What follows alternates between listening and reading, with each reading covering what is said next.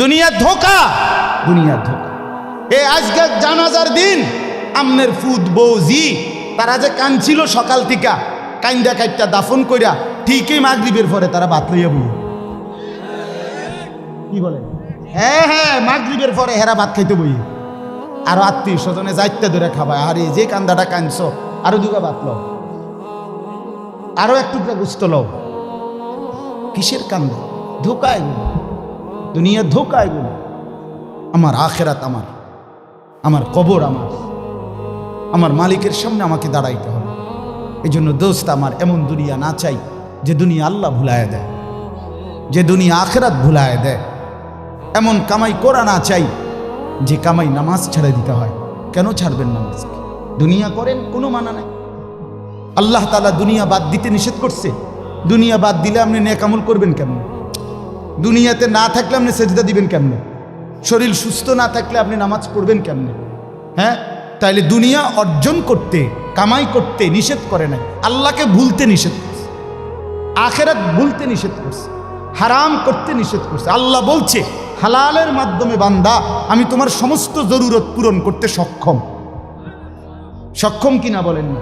সক্ষম। বছরের পর বছর অসংখ্য মানুষ হালালের মাধ্যমে দুনিয়ার জরুরত পূরণ করছে। আল্লাহ আমাদেরকে বুঝ দান করে। আমার নওজোয়ান সাথীরা, আমার বাপ, আমার ভাই, আমার বন্ধু, নিজের দিকে নজর দেন, ছেলেটার দিকে নজর দেন, মেয়েটার দিকে নজর দেন, আখেরাতের ফিকির করেন। দুনিয়া এই ঘর বাড়ি খাট পালং সোফার মিলাইয়া তার চাইতে বেশি উত্তম হবে আখেরাত মিলান। দুনিয়াও হয়ে যাবে, দুনিয়া থেমে থাকে না, দুনিয়া থেমে থাকে। যাকে আল্লাহ যা বরাদ্দ দিবেন তা দিয়েই দেবেন, তা এসেই যাবে। কসম আল্লাহ, আপনি শুয়ে থাকলেও আপনার জন্য বরাদ্দকৃত রিজিক এসেই যায়। আপনি যদি বলেন না, পরিশ্রম না করে তাহলে আমি শুয়ে থাকি, আসুক। না না, তকদির এভাবে লেখা, সিস্টেম আল্লাহর পরিচালনা। আমনে কাম করতেন না, আমনের 14 গোষ্ঠী কাম করবে। আর উনি কাজ করতে চায়, ওই সুযোগ পাচ্ছেন। উনি অসুস্থ, উনি প্যারালাইজড, উনি পঙ্গু, তাহলে ওই বেটারে অচল করে দিল যিনি, আমনারে সচল করছে তিনি। কথা বোঝেন নাই আপনি?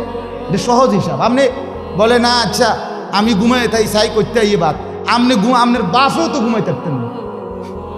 আপনার তকদিরই তো এভাবে, আপনার রিজিকই তো আপনাকে কোথায় নিয়ে যাবে, ওইখানে নিয়ে যাবে। আল্লাহর ফয়সালা ইঞ্চি ইঞ্চি, আল্লাহর ফয়সালা তো হিসাব কর।